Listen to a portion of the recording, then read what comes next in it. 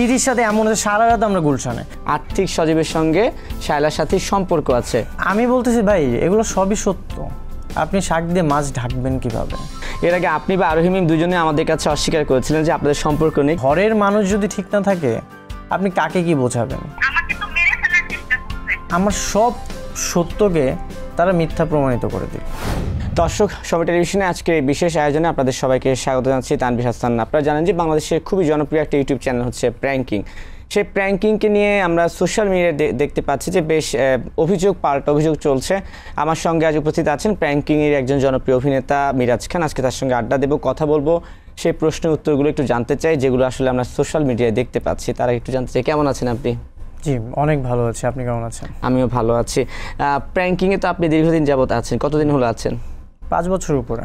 প্রথমে প্রশ্ন যাওয়ার আগে আপনার কাছ থেকে জানতে চাই প্র্যাঙ্কিংয়ের বর্তমান অবস্থা কি, বা যা আমরা দেখতে পাচ্ছি সোশ্যাল মিডিয়ায় এত অভিযোগ, প্রেক্ষাপটে আপনার বক্তব্যটা শুরুতে।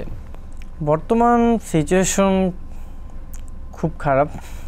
আর অনেস্টলি আগের যে টিমটা ছিল, আগের ওল্ড মেম্বার যারা ছিল সবাইকে খুব মিস করি, কারণ তখন যেই পরিবেশটা ছিল এখনকার পরিবেশটা ঠিক এক নাই।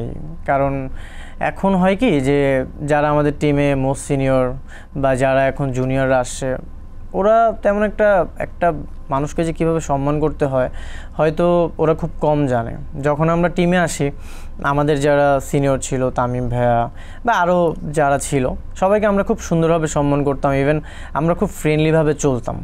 রাইট নাও সব ঠিক আছে, বাট আপাতত পরিবেশটা তেমন ভালো নেই। বলা হচ্ছে যে শায়লার সাথীর কারণেই আপনাদের প্র্যাঙ্কিংয়ে বারবার ভাঙন হচ্ছে, অনেক মেম্বার চলে যাচ্ছে। শায়লার সাথীর কারণেই কি যাচ্ছে, বা শায়লার সাথীর এত প্রভাব কিসের প্র্যাঙ্কিংয়ে? না দেখেন, কেউ যদি ইন্ডিভিজুয়ালি বাইরে কাজ করতে চায় সে টিম থেকে চলে যাচ্ছে, কেউ যদি প্রেম করে সে টিম থেকে চলে যাচ্ছে।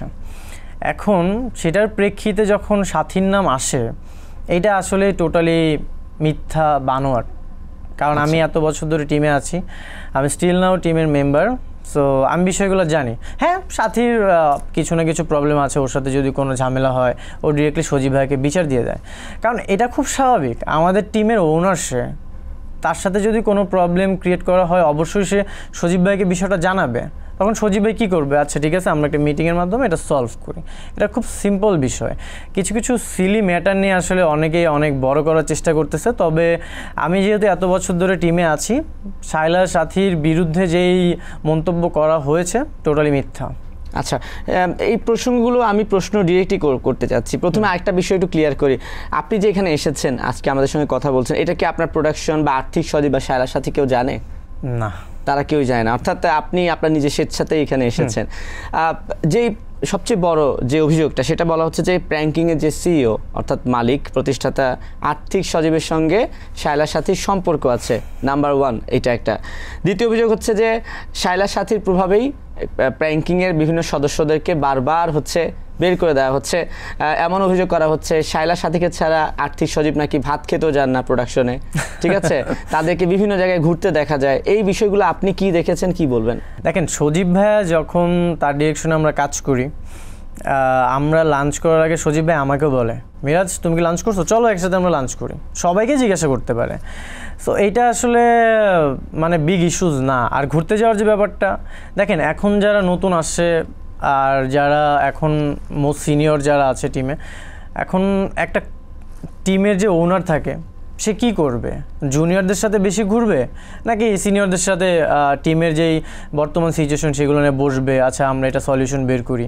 হ্যাঁ ঠিক আছে, সবাইকে সমানভাবে দেখুক, ভাই দেখেও এটা, বাট একটা কমফোর্ট জোন থাকে না? তো সেইখান থেকে দেখা যায় যে সজীব ভাইয়া, আমি হোক, সাথী হোক, কারণ আমি আর সাথী ছাড়া এখন টিমে তেমন কেউ নাই। সো যেহেতু নাই, আমরা 3 জন একসাথে অনেক জায়গায় বের হই। শুধু যে সাথী আর সজীব ভাই বের হয় বিষয়টা তেমন না, আমরা 3 জন, মানে এই জায়গা সবাই হাইলাইটেড করছে শায়লার সাথীর নাম, আমিও তো বের হই। আমি, সাথী আপু, তারপরে হচ্ছে সজীব ভাইয়া, আমরা একসাথে অনেক জায়গায় গেছি। কিন্তু এই বিষয়গুলোতে জাস্ট বিষয়টা এমনভাবে হাইলাইটেড করা হয়েছে যে আচ্ছা শায়লার সাথী আর সজীব ভাইয়া গোপনে কোথায় জানি চলে যাচ্ছে।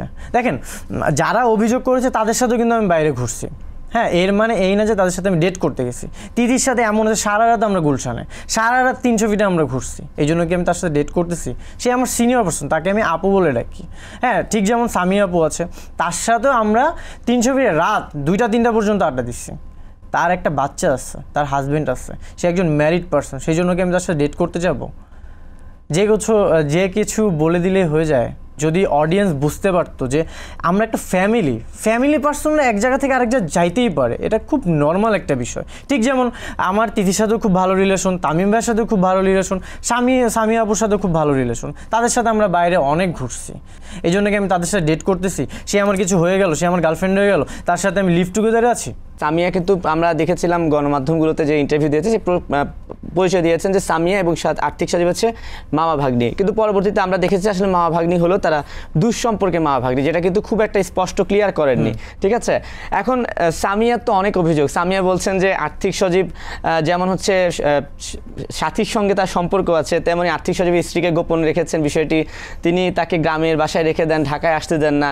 আপনাদের প্র্যাঙ্কিংয়ে যত অভিনেত্রী আছে তাদেরকেও নাকি সুযোগ পেতে হলে আর্থিক সজীবকে খুশি করে তারপরে সুযোগ নিতে হয়। তা আপনি তো 5 বছর আছেন, এখান থেকে তো আমরা অনেক অভিনেত্রীকে চিনি এখন যারা ইয়াং জেনারেশনের মধ্যে বেশ জনপ্রিয়। আপনি কি এমন কিছু দেখেছেন, বা আপনি একদম নিরপেক্ষভাবে আপনার মন্তব্যটা জানান? এই জায়গায় খুব সুন্দর একটা পয়েন্ট আপনি বলেছেন যে সজীব ভাইকে খুশি করে এখানে থাকতে হবে অর সামথিং। যারা এই অভিযোগগুলো করেছে তারা অবশ্যই টিমে 5 থেকে 7 বছর বা 10 বছর ধরে টিমে ছিল। আচ্ছা, 2025 সালের আগে তারা তো টিমে ছিল, তো সেই পর্যন্ত কি তারা সজীব ভাইকে খুশি করে আসছে? তারপরে তারা টিমে ছিল, মানে যখন তারা নিজেরা খুশি হয়েছে এই জন্য তখন কিছু বলে নাই? এইটা টোটালি মিথ্যা এবং বানোয়াট। কারণ তুমি এতদিন ধরে টিমে কাজ করছো, সজীব ভাই তোমাকে অ্যাক্টিং শিখেছে, তোমাকে একটা সুন্দর পথ চলা করে দিছে, এখন তুমি যেই মানুষটাকে নিয়ে কমপ্লেন করতেছো সে খুব মাটির মানুষ। হ্যাঁ, তার কি নাই? সে যদি প্র্যাঙ্কিং আজকে অফ করে দেয় তার কোনো যায় আসবে না, কারণ তার সব কিছু হয়ে গেছে অলরেডি। কিন্তু সে আমাদের কথা ভাবে, সে ভাবে যে একটা নতুন ছেলেকে আমরা মার্কেটে এইভাবে প্রেজেন্ট করি, তার ফিউচার যেন খুব সুন্দর হয়, ব্রাইট হয়, তাকে আমরা অ্যাক্টিং ধরে ধরে শিখাই সজীব ভাইয়া। সো আমার পথ চলাটা এইভাবে সুন্দর করে দিচ্ছে ভাই। আমি যখন প্র্যাঙ্কিং টিমে আছি তখন আমি 1 রুমের বাসাতে ছিলাম, এখন আমার নিজস্ব ফ্ল্যাট আছে, আমি কিছুদিনের মধ্যে একটা গাড়িও কিনবো। সো এই পথ চলাটা সুন্দর শুধুমাত্র আর্থিক সজীব ভাইয়ের জন্য হয়েছে, না হলে আমাকে কেউ চিনতো না, না হলে আমার পথ চলাটা এমন সুন্দর হতো না, আমি সুন্দর সুন্দর কাজ পেতাম না। এখন যখন ওল্ড মেম্বাররা এইসব কথা বলে তখন খুব মানে খারাপ লাগে আসলে, যে তারা এত সুযোগ পাওয়ার পরেও কোনো না কোনো কারণে হয়তো তারা টিম থেকে চলে গেছে, হয়তো এখন তারা ব্যাক করতে এসেছে। ভাই তাদেরকে ওয়েট করতে বলেছে যে তোমার একটা সুন্দর সময় দেখে আমরা তোমাকে ইন্ট্রোডিউস করাবো অডিয়েন্সের সাথে। ওয়েট করতে পারেনি, সো যেহেতু ওয়েট করতে পারেনি, সজীব ভাইও আর রেসপন্স করেনি। এর মানে কি এইটা যে সজীব ভাইকে নিয়ে এত কিছু সরানো হবে? না, এখানে যারা অভিযোগ করেছেন তিথি এবং সামিয়া, এর মধ্যে তিথি তো প্রায় 5 বছর হয়েছে প্র্যাঙ্কিং থেকে চলে গেছেন। তিনি বিয়ে করেছেন, বিয়ে হওয়ার পরে তিনি চলে গেছেন, বর্তমানে যথাসম্ভব তিনার সংসার ভেঙে গেছে, তারপর তিনি আবার প্র্যাঙ্কিং এ ব্যাক করতে চেয়েছেন, একটা বিষয়। আচ্ছা, আরেকটা হচ্ছে সামিয়ার কথা বলছি। সামিয়া দাবি করেছেন আমাদের কাছে যে প্র্যাঙ্কিং এর শুরু ওনার হাত ধরে হয়েছে, ওনার বাসাতেই শুটিং হয়েছে, তারপর যথাসম্ভব উনি বিয়ে করেছেন, চলে গেছে, এখন উনি আবার ব্যাক করতে চেয়েছেন, ওনাকে আর নেওয়া হচ্ছে না। এবং আর্থিক সজীব বলছেন যে তিনি দাবি করেছেন যে তিনি মিরাজেরই নায়িকা হতে চান। হ্যাঁ, এমন একটা বিষয়। যখনই তিনি বলেছেন যে তোমার তো বয়স হয়ে গেছে বা মিরাজের সঙ্গে তোমাকে এখন অ্যাডজাস্ট হচ্ছে না, তুমি কিছুদিন অপেক্ষা করো, আমি তোমাকে সুযোগ দিচ্ছি, তারপর থেকেই নাকি এই ঘটনাগুলোর সূত্রপাত হয়েছে। আপনিও কি এগুলোর সঙ্গে একমত? প্র্যাঙ্কিং যখন প্রথম শুরু হয় তখন স্টার্টিংয়ে আমি ছিলাম না, হয়তো কিছু বছর পরে আমি এসেছি। বাট যখন আমি আসি তখন আমাদের জাস্ট প্র্যাঙ্কিং মেইন যে চ্যানেল সেখানেই সেটারই কিছু ওয়েব সিরিজে শ্যুট করতাম আমরা। সো আমাদের অনেক কষ্ট করতে হয়েছে। হ্যাঁ, তখন আমাদের এত lighting set up, camera set up কিছুই ছিল না। আমরা খুব কোঅপারেটিভ করে ভাইয়ার সাথে কাজ করতাম। হ্যাঁ, এমনও আছে আমি যখন প্রথম শুরু করি তখন ভাইয়া আমাকে পেমেন্টও দেয়নি। এর জন্য কি এই যে 2025 সালে এসে সজীব ভাইয়ের বিরুদ্ধে আমি যে কোনো বাজে মন্তব্য করি না, এটা এই অভিযোগটাও কিন্তু এসেছে। এখানে সামিয়াপুর একটা কথা সত্য, পেমেন্ট পায়নি তারা বলেছে। সামিয়াপুর একটা কথা সত্য যে তার বাসায় আমরা শ্যুট করেছি। ভাই যখন 2020 সালের কথা আপনি চিন্তা করেন, একটা ইউটিউবার যারা যারা ছিল, হ্যাঁ তখন তো ক্যামেরার সামনে দাঁড়ানো মানে একটা অনেক বড় ব্যাপার। সো ফ্রেন্ড সার্কেলটা মিলে কি করতো যে আচ্ছা আয় তুই আমার বাসায় শ্যুট কর, হ্যাঁ আচ্ছা চল আমরা তাহলে এই লোকেশনটা ম্যানেজ করতেছি, এখানে আমরা শ্যুট করি। সেম থিং সামিয়াপুর ক্ষেত্রেও। এইটা আসলে এখন তো হাইলাইটেড করার কিছুই নাই। একটা ফ্যামিলি মেম্বার, আমরা তার বাসাতে শ্যুট করতেই পারি। যদি আমার বাসাটা ওরকম সুন্দর হতো বা আমাদের যদি ওরকম অ্যাবিলিটি থাকতো, তাহলে ভাইকে বলতাম ভাই আমার বাসাতে শ্যুট করেন। এই যে এখন যে ঘটনাটা সূত্রপাত, প্র্যাঙ্কিংকে বিতর্কিত করা বা প্র্যাঙ্কিংয়ের আর্থিক সজীব বা তাদের যে দোষগুলো বের হচ্ছে, এই 2025 সালে এসে এগুলো কেন বের হচ্ছে? কারণ বর্তমান সময়ে প্র্যাঙ্কিং খুব ভালো কাজ করছে, ইভেন সব জায়গায় অলরেডি নাম করে ফেলেছে।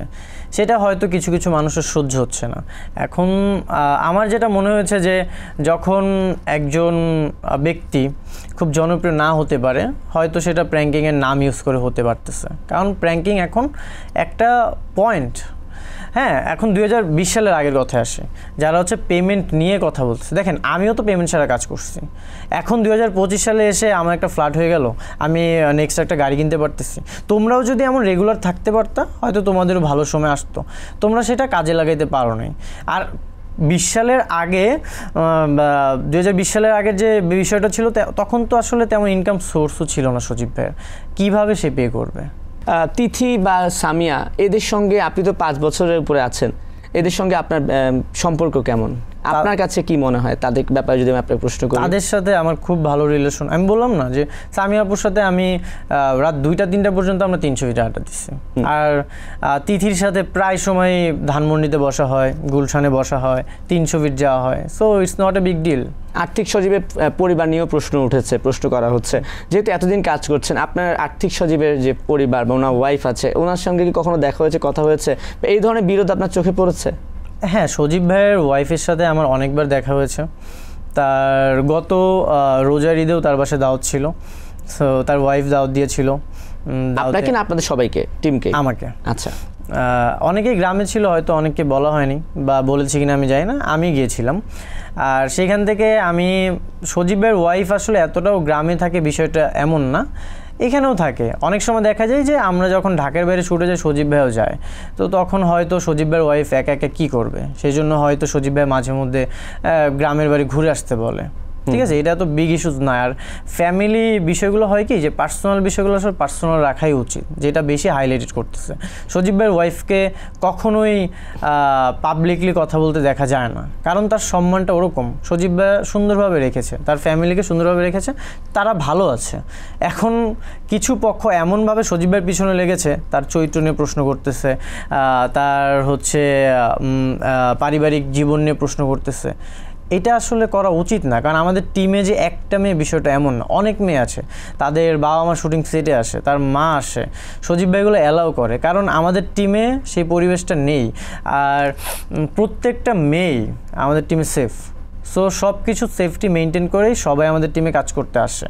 না হলে আপনার কি মনে হয় যে টিমে 5-6টা মেয়ে কাজ করে, কারো কোনো অভিযোগ নেই, হঠাৎ করে পুরনো কিছু মেম্বার অভিযোগ দিয়ে দিল, তাও এত বছর তারাও কাজ করেছে, তখন তাদের কোনো অভিযোগ ছিল না, এখন তারা টিমে নেই, হঠাৎ করে তাদের অভিযোগ ছিল। আচ্ছা, আমরা তো অভিযোগের প্রেক্ষাপটে দুজনকে ফোকাসে দেখতে পাচ্ছি, একজন হচ্ছে তিথি, একজন হচ্ছে সামিয়া। পেছন থেকে তারা বলছে যে প্র্যাঙ্কিংয়ের আগের অনেক মেম্বাররাও তাদের সঙ্গে আছেন, সেই মেম্বাররা কারা, বা আপনার কাছে কি মনে হয় যে পেছন থেকে অন্য কেউ কলকাঠি নাড়ছে? দেখেন, তাদের কথার মধ্যে আমি একটা জিনিস বেশ পরিষ্কারভাবে দেখেছি, হয়তো নয়তো যদিও, হ্যাঁ। তো এইখানে তো সব কিছুই মিথ্যা, বানোয়াট, ভিত্তিহীন মনে হচ্ছে, কারণ এইখানে আপনি একটা প্রমাণ দেখাতে পেরেছেন। কিছু কিছু যেই প্রতিবেদন করা হয়েছে, আপনি তাকে এখানে আসতে বলেন, কিন্তু তারা আসবে না। কিছু কিছু ওই ছোট্ট প্রতিবেদন আমরাও করতে পারি, কিন্তু আমরা চাই না সেগুলো করে কারো সম্মান নষ্ট হোক, কারণ চরিত্র অনেক বড় একটা বিষয়। আপনি যেই মানুষটা আপনাদের জন্য এত কিছু করলো, আমার জন্য তো করছে ভাই, এখন সে যদি আমাকে টিম থেকে বেরও করে দেয়, আমার তাকে নিয়ে কোনো অভিযোগ নেই, আমি তাকে নিয়ে কিচ্ছু বলবো না। আপনাকে একটু ইনফরমেশন দিতে পারি যে আমাদের সঙ্গে সামিয়ার কথা হয়েছে, সামিয়া আমাদের সঙ্গে ক্যামেরায় এসেছেন, কথা বলেছেন, তার কাছেও আমরা প্রমাণ চেয়েছিলাম, তিনি তেমন কোনো প্রমাণ দিতে পারেনি, তবে একটা কথা বলছে যে প্রমাণ যদি দিতে হয় আমি আদালতে দিব।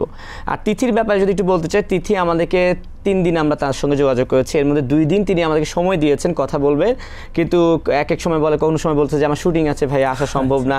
এবং তারপরে লাস্টে আমি তাকে বললাম যে আপনি অডিও কলে কথা বলতে পারেন, কিংবা আপনার কাছে যদি কোনো প্রমাণ থাকে যে প্রমাণগুলো আপনি দিতে পারেন। কিন্তু শেষ পর্যন্ত গতকাল রাতে তিনি আমাদেরকে বললেন যে প্রমাণ যদি দিতে হয় আদালতে দিব, আমি আপনাদের সঙ্গে কথা বলতে চাই না, কারণ আপনারা নিরপেক্ষতা হারিয়েছেন। যদি আমাদের সময় টিভি এখন পর্যন্ত এইসব নিয়ে কোনো নিউজ করেনি, অথবা এই আপনার সঙ্গে আড্ডাটার প্রচারের আগে হয়তো আমাদের একটা নিউজ আসতে পারে, একটু ক্লিয়ার করে রাখলাম। দেখেন, কিছু স্ক্রিনশট, কিছু ভিডিওস, কিছু ছবি এখন এআই দিয়েও বানানো যায়, so it's not a big deal. আর এগুলো কখনোই একটা ব্যক্তি মানুষের চরিত্র নিয়ে কোশ্চেন করতে পারেই না বা প্রুভ করতে পারেই না। সো এগুলো এখনকার সময়ে খুবই নর্মাল একটা বিষয়। সো প্রমাণ যদি দিতে হয় সেটা খুব লিগাল এভিডেন্স হতে হবে। দেখাক, এত ইন্টারভিউ করার তো দরকার নেই, এত ফেম নেওয়ার তো দরকার নেই ভাই, প্রমাণ দেখান, একটা ইন্টারভিউ তো শেষ। আরোহী মিম তো আপনাদের বর্তমান প্র্যাঙ্কিংয়ের সদস্য। তো সামিয়া এবং তিথি যে অভিযোগটা দিয়েছেন, আমরা আপনাদের প্রোডাকশন আরও অনেকের সঙ্গে কথা বলেছি, তারা বলেছে আপনার মতে যে অভিযোগগুলো সত্য নয়, কিন্তু আরোহী মিম কিন্তু কিছুটা দ্বিমত পোষণ করেছেন। আমরা দেখেছি তার একটা অডিও কল ভাইরাল হয়েছে, তিনি আমাদেরকেও বক্তব্য দিয়েছেন। তিনি বলেছেন যে সাথীর বিষয়ে যা যা শোনা যাচ্ছে তা সত্য, যদিও আর্থিক সজীবের ব্যাপারে বলেছেন যে তার সঙ্গে আমার কখনো বিরোধ হয়নি, তার কাছে আমার কখনো সেফটি ইস্যু নিয়ে ঝামেলা হয়নি। তাহলে আরোহী মিম কেন সাথী প্রসঙ্গে এই কথাটা বলল? দেখেন, ব্যাক টু 2023, তখন দেখা যায় যে 2023 সালের আগে সাথী আর মিমের মধ্যে কিন্তু খুব ভালো একটা ফ্রেন্ডশিপ দেখা যেত। আমরা কোথাও শুটিং করতেছি, দেখবেন যে কারো কোনো একসাথে পিকচার না থাকলেও সাথী আর মিমের কিন্তু পিকচার থাকতো, ভিডিওস থাকতো, কিন্তু সেইটা আস্তে আস্তে নেই কেন? হ্যাঁ, এটা একটা কোশ্চেন। সো একটা পর্যায়ে যখন সাথী খুব ভালো করা শুরু করলো, সাথী এখন আমাদের টিমের খুব ভালো কাজ করছে, কারণ সাথীর মেয়েদের মধ্যে সাথীর আশেপাশেও কেউ নেই। অভিনয়ের দিক দিয়ে বলেন, যে কোনো দিক দিয়ে বলেন, সাথীর আশেপাশে এখন কেউ নেই। সো এই বিষয়টা আমার কাছে মনে হয় যে যেহেতু কেউ নেই, সো সাথীকে নিয়ে গসিপ করাটা খুব স্বাভাবিক একটা বিষয়। আর যখন সত্যতা আসে যে সাথী এই ধরনের কমপ্লেন করতেছে, হ্যাঁ আমার নামে অনেক কমপ্লেন করছে, এমন আছে টিমের মধ্যে আমার আর সাথীর মধ্যে যে কী পরিমাণ ঝগড়া হয়েছে এটা আসলে টিম মেম্বাররা অনেক সময় জানে না, কারণ আমরা এটা টিমের ভিতরে রাখছি, আমার আর সাথীর মধ্যে রাখছি। এমন আছে আমার নামে সজীব ভাইয়ের কাছে বিচার দিয়ে দিছে, এর মানে কি এইটা যে সজীব ভাই আমাকে টিম থেকে বের করে দিছে, বা সজীব ভাই আমাকে বুঝাইছে যে মিরাজ এটা এইভাবে করো। এমনও আছে যে সাথীর একটা জিনিস ভালো লাগে না, সাথীকে বোঝাচ্ছে যে সাথী তুমি হচ্ছে এটা এইভাবে করো। হ্যাঁ, এইটার কারণে যে একটা মানুষের সাথে সম্পর্ক নষ্ট করে ফেলতে হবে, ফ্রেন্ডশিপ নষ্ট করে ফেলতে হবে, না, তুমি একটা ফ্যামিলি মেম্বার, সো তোমাকেও তাকে প্রোটেক্ট করতে হবে। তোমরা একসাথে এত বছর ধরে কাজ করে আসছো, এখন কেন তোমরা একসাথে নাই? আচ্ছা মিরাজ, আমি আপনাকে একটা অডিও ক্লিপ শুনাই, আমাকে একটু নিশ্চিত করবেন কি সাউন্ডটা কি সাথীর কিনা?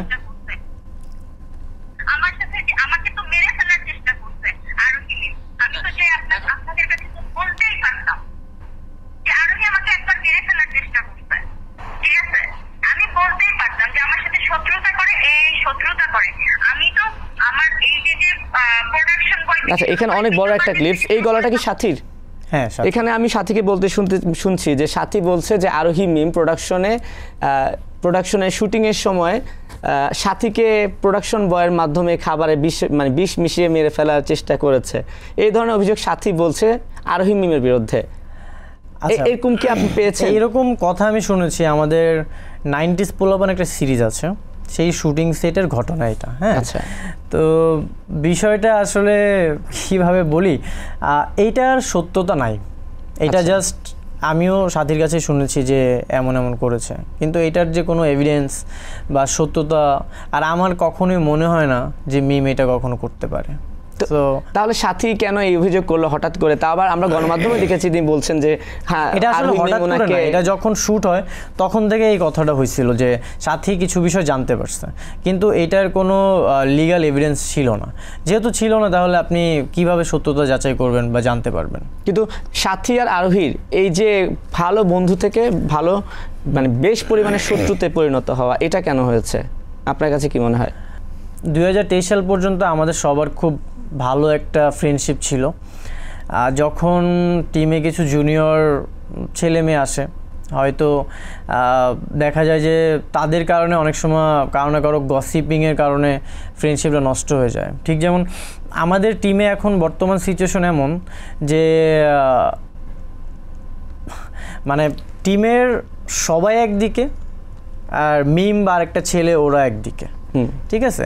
এই বিষয়টা এই পরিবেশটা আগে ছিল না, হঠাৎ করে এটা তৈরি হয়েছে।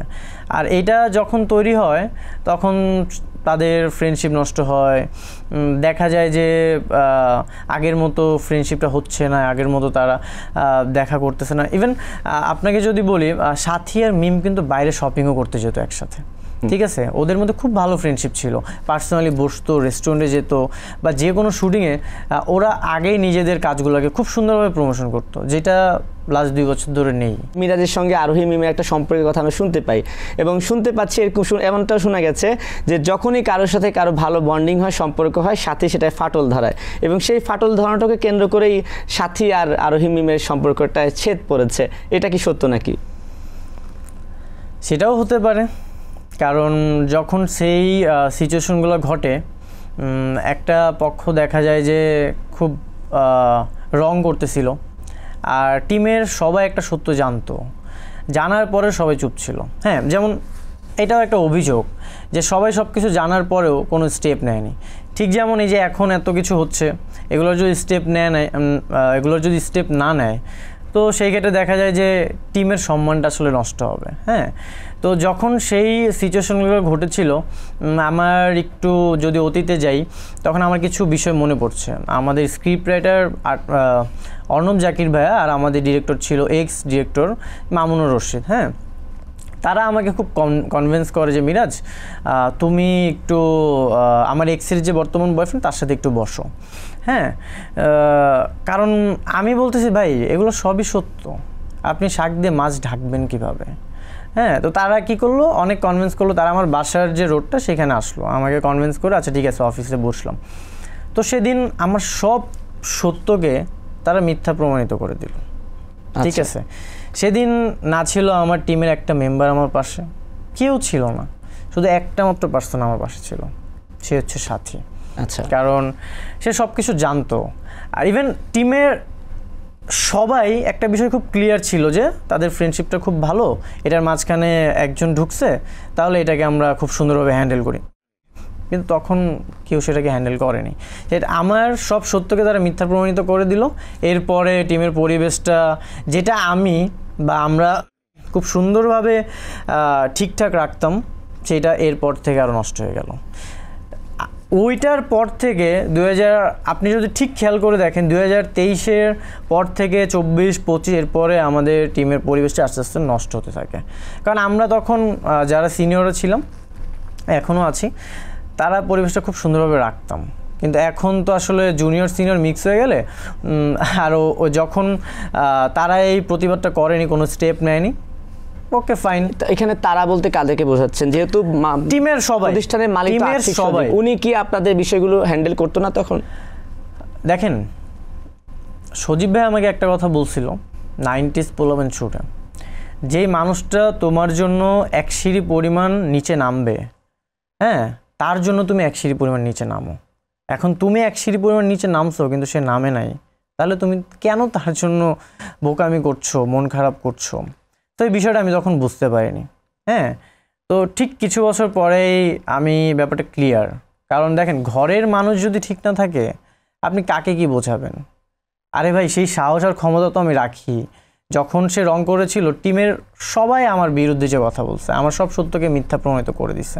শুধু টিমের পরিবেশ নষ্ট হবে না বলে আমি কোনো ঝামেলাতে জড়াইনি। যদি ঝামেলা করতামই, দেখা যেত যে আমার এক্সের বয়ফ্রেন্ড উত্তরাতেই ঢুকতে পারতো না, ঠিক কাজ তো দূরের কথা। হ্যাঁ, তো ওইটা গেল। টিমের পরিবেশ কিন্তু খুব সুন্দরভাবে হ্যান্ডেল করছি, এগুলা তেমন বাইরে যায় নাই। টিমের ব্যাপার, ফ্যামিলির ব্যাপার খুব সুন্দরভাবে হ্যান্ডেল করা হয়েছে। এখন দেখা যাচ্ছে কিছু পক্ষ টিমের মানে উপরে এমনভাবে হামলা দিচ্ছে যে টিমের সম্মানটাকে নষ্ট করে ফেলবে। না, এটা করা যাবে না। বিশেষ করে সজীব ভাইয়ের চরিত্র নিয়ে প্রশ্ন করা যাবে না। কারণ আমি যখন থেকে টিমে আসছি, সজীব ভাইকে যেভাবে দেখে আসছি, উনি খুব মাটির মানুষ।